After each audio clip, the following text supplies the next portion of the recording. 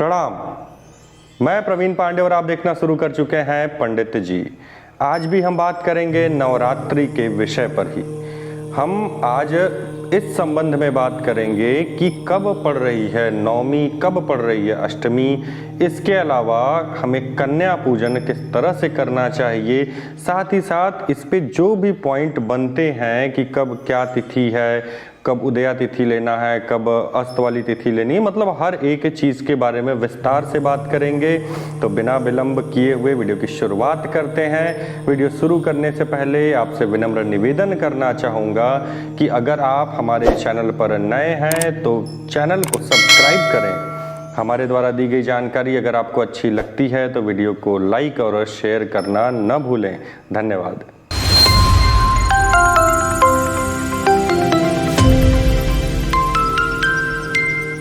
छब्बीस सितंबर से शारदीय नवरात्र शुरू हो चुके हैं। इस अवधि में पूरे 9 दिन मां दुर्गा के 9 स्वरूपों की पूजा किए जाने का विधान होता है। ऐसा माना जाता है कि नवरात्रि में मां दुर्गा की उपासना से इंसान की सोई हुई तकदीर भी जाग सकती है।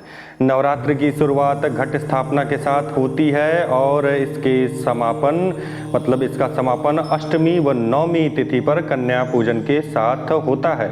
आइए जानते हैं इस साल नवरात्रि में अष्टमी और नवमी किस तारीख को पड़ रही है। हाथी पर सवार होकर आई हैं मां दुर्गा। इस बार शारदीय नवरात्र में मां दुर्गा हाथी पर सवार होकर आई हैं। ऐसा माना जाता है, ऐसा कहा जाता है कि जब मां दुर्गा हाथी पर सवार होकर आती हैं तो बहुत वर्षा होती है, चारों ओर हरियाली ही हरियाली छाई होती है। ऐसे में देवी की उपासना करने वालों के घर कभी अन्न की कमी नहीं रहती। नवरात्रि की शुरुआत घट स्थापना के साथ ही हो जाती है।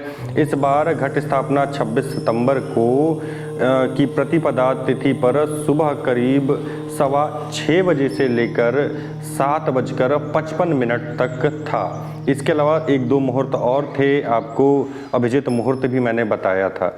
अब बात करते हैं अष्टमी की। तो कब है अष्टमी, जान लेते हैं इसे। शारदीय नवरात्र में अष्टमी तिथि का विशेष महत्व बताया गया है। इस दिन महागौरी की पूजा होती है। कई जगहों पर लोग अष्टमी तिथि पर ही कन्या पूजन करते हैं। इस बार महाअष्टमी 3 अक्टूबर दिन सोमवार को पड़ रही है। अश्विन मास के शुक्ल पक्ष की अष्टमी तिथि रविवार 2 अक्टूबर को शाम 6:47 से लेकर अगले दिन सोमवार 3 अक्टूबर को शाम 4:37 तक रहेगी। उदया तिथि के कारण अष्टमी का व्रत 3 अक्टूबर को ही रखा जाएगा। मेरे ख्याल से क्लियर हो गया होगा कि 3 अक्टूबर को ही अष्टमी है। अब बात करेंगे कब है नवमी तिथि। अष्टमी तिथि पर कन्या पूजन ना करने वाले लोग नवमी को यह परंपरा निभाते हैं। इस दिन मां सिद्धिदात्री का पूजन होता है। इस बार अश्विन शुक्ल की नवमी तिथि सोमवार 3 अक्टूबर को शाम 4:37 से लेकर मंगलवार 4 अक्टूबर को दोपहर 2:20 तक रहेगी। उदया तिथि के कारण नवमी तिथि का पूजन 4 अक्टूबर को ही किया जाएगा। इसमें बिल्कुल भी आप कंफ्यूजन मत रखिएगा कि 2 अक्टूबर को, 3 अक्टूबर को या 4 अक्टूबर को, इसीलिए मैं एक एक करके अलग अलग बता दिया। अब बारी है नवरात्रि के पारण की।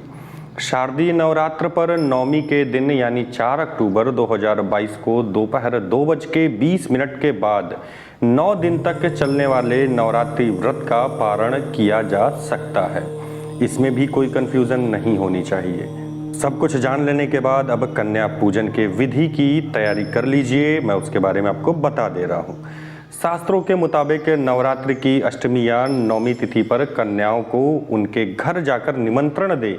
गृह प्रवेश पर कन्याओं का पूरे परिवार के साथ पुष्प वर्षा से स्वागत करें और नौ दुर्गा के सभी नामों के जयकारे लगाएं। अब इन कन्याओं को आरामदायक और स्वच्छ जगह बिठाएं। सभी के पैरों को दूध से भरे थाल में रखकर अपने हाथों से उनके पैरों को स्वच्छ करें, फिर पानी से भी धोएं।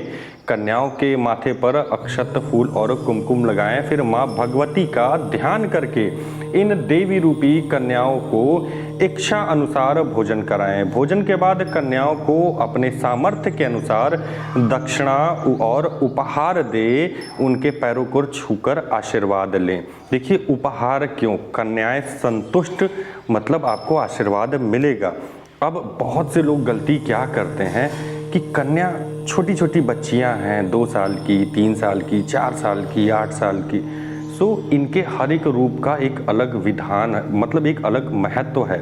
मैं कोशिश करूंगा कि नवमी तिथि आने से पहले आपको ये बता दूं कि किस कन्या में कौन सी देवी वास करती हैं, किस उम्र की कन्या हो तो कौन सी देवी उसमें वास करती हैं। सो आप लोग करिए क्या कि भाई आ रही हैं जब कन्याएं तो पुष्प वर्षा करिए। पुष्प वर्षा करने के बाद मतलब फूल छिड़किए उनके ऊपर। अंदर आ रही हैं तो थोड़ा सा दूध मतलब एक पीतल की थाली ले लीजिए, या नहीं है तो स्टील की बड़ी थाली ले लीजिए।